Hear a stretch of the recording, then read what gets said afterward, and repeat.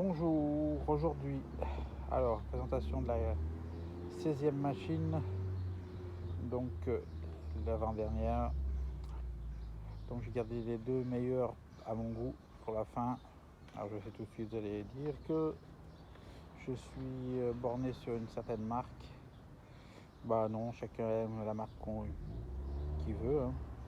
Moi, c'est ce que je préfère, mais bon, c'est mon choix. Donc ce choix du 16e détecteur et l'Oryx. Donc l'Oryx, canne 1S télescopique. Alors, particularité, c'est que c'est une canne qu'on appelle la canne Little. Donc c'est une canne monobloc ici, ici et jusqu'ici. Donc ça veut dire que le jour où vous cassez votre pose-bras, et ben vous changez tout bloc comparé à une canne de Deus. Certes, vous l'avez payé moins cher, mais à quelques euros près, peut-être mieux avoir directement une canne Deus montée sur un Oryx. Car c'est pas pour les 40 grammes de différence entre celle du Deus et celle de l'Oryx que ça va changer grand chose, hein. Donc, moi je vous présente le Oryx monté avec un disque de 22 HF. Alors, je vais quand même vous dire ce qui se monte sur un Oryx sans disque. Alors, vous allez pouvoir monter donc le 22 HS ici présent, blanc, le disque elliptique blanc aussi, qui fait en taille 24 par 13 cm et qui est donné, alors je ne peux pas vous regarder ça sur l'écran parce que j'ai pris les données sur des revendeurs qui disent que l'elliptique va de 13 à 80 kHz. Pour ma part, celui-là, à l'écran bien sûr, s'affiche 14, 31 et 54 kHz sur le 22. Donc vous pouvez aussi monter toute la série de X35, c'est-à-dire le 22, le 28, le 34-28 X35. Dans sa version là, il pèse 760 grammes. L'autonomie de l'Oryx est de 15 heures. Une fois replié, là, le clamp, on baisse ce clamp là et ici, il ne prend, pour ainsi dire, plus de place. Alors je vais vous dire exactement combien il mesure une fois replié. Donc, détecteur replié, 61 cm, vous voyez comme moi, même si c'est à l'envers. Et une fois déplié, vous pouvez voir à la coudoir, déplié jusqu'au cran numéro 5, il fait 1,34 m. Donc, point de vue commande, ici vous avez power. Ça va s'allumer. Voilà. Donc, vous avez le choix entre je veux pas l'haut-parleur ou je veux l'haut-parleur. Là, on va le mettre.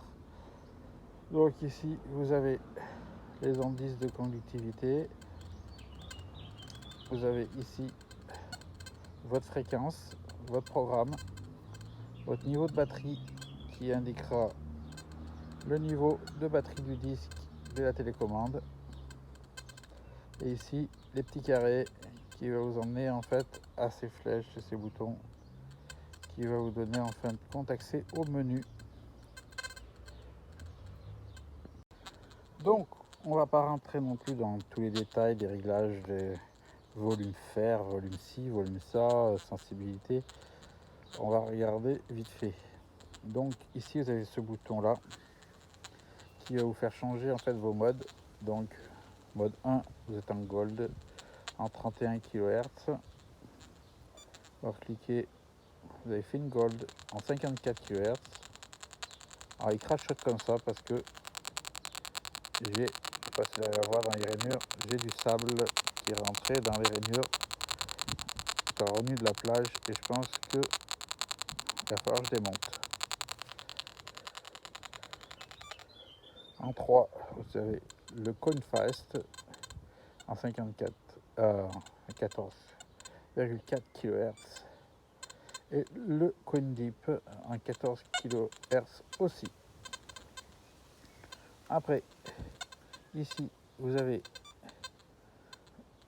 les menus, donc haut-parleur, alors tac, haut-parleur, donc durée d'éclairage 60 secondes, le contraste,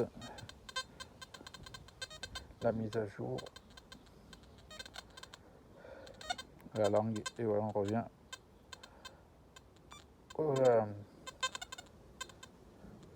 après. Donc disque, pour rentrer votre disque, casque, c'est un casque à 1 mètre, pin pointer si vous voulez configurer le pin pointer, voilà. Et là, ici, c'est tous les réglages, donc la réactivité, la discrimination, la sensibilité, la fréquence, le ton, faire, la réactivité, nouveau, voilà, il y en a un point de départ. Alors bien sûr, là, ils vous mettent les programmes en 14 kHz, le Gold en 31, tout ça. Le Golfing va passer en 54. Mais bon, si vous voulez pas tourner dans ces fréquences, vous pouvez absolument changer. Hein. C'est pas du préétabli, ça reste. Hein. Là, je suis en 54, si je vais dans l'autre sens, je vais passer en 31 ou en 14. Voilà, il n'y a pas de souci. Hein. Voilà. Ça, c'est les réglages d'usine. L'usine, il était monté, tout monté. Il était rentré en 54 kHz. Voilà, donc bah, pour ça, comme de toute façon, moi je ne touche pas trop vraiment à tout ça. Je vais le remettre tout de suite, même en 54. Tac, tac. Voilà, je reviens là-dedans. Je descends. Hop, je vais le remettre en 54. Voilà. Donc ici vous avez le pin pointer. Voilà, qui s'affiche. Dès que vous voulez ressortir le pin pointer, vous appuyez ici. Donc là ici, bah, c'est les plus et les moins, c'est pour aller dans tous vos réglages. Hein. Là-dessous, vous avez la prise de charge et à côté la prise pour un casque filaire. Donc on en a parlé, là c'est le haut-parleur. Il va falloir que je démonte juste après cette vidéo. Je vais quand même vous faire voir quand même, là il y a programme. Donc vous cliquez sur programme 5, vous avez 6. Donc c'est là où vous pouvez créer vos propres programmes en plus des programmes déjà installés. Bon, le disque c'est le numéro pour entrer le disque. Hein. Pin pointer, j'en ai pas. Bon, comme j'ai le disque aussi en 28x35, on va découpler lui et on va coupler celui-là. Ça va vous permettre de voir les fréquences sur celui-ci. Pour cela, donc, on va là-dedans, on descend à la flèche sur disque, on sélecte. Alors là, c'est le disque blanc, on descend sur 2 et on rentre les nouveaux numéros. Alors, Pour rentrer les numéros, c'est tout simple, hein. Vous avez plus et moins. Donc, vous faites rentrer votre numéro, hop, vous changez, hop, hop. Après, ici, tac, alors, tac, tac, tac.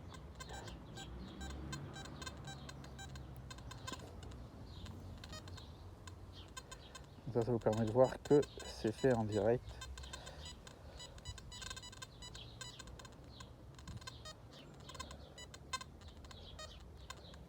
Et le dernier. Alors, valide. Je ressors et normalement je vais avoir le noir qui va se connecter à la place du blanc.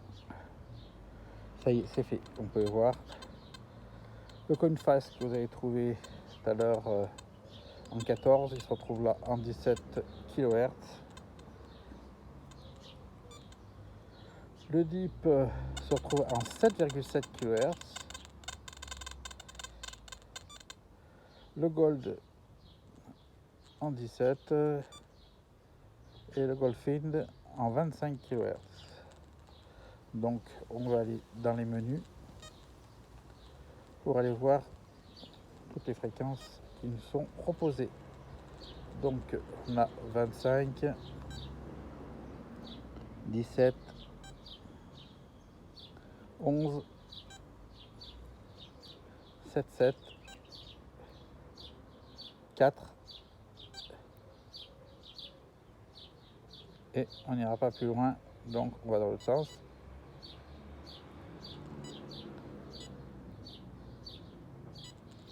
Alors 25 on passe à plus rien, donc 25 c'est bien la fin de la fréquence prise par un 28 X35.